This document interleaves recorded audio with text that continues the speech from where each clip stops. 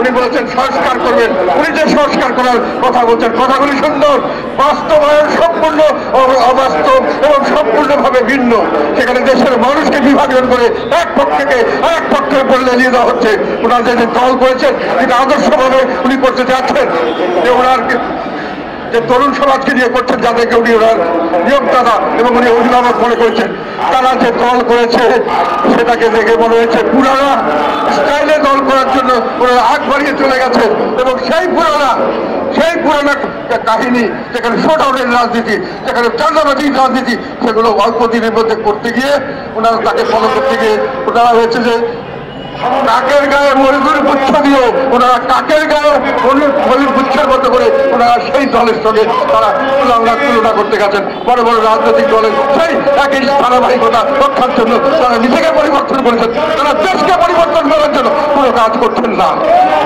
কাজে আমাদের আরেকটি ঘোষণা হলো, যারা সেই রকম সরকারের তাকে দল করছেন তারা সরকার থেকে পদত্যাগ করে দল করেন, আমাদের সঙ্গে একই লাইনে আসেন, একই কাতারে দাঁড়িয়ে আমরা আন্দোলন করি, দেশের ভালোর কথা বলি, দেশের জনগণ যদি কাকে গ্রহণ করে আমরা তাকেই মেনে নেব।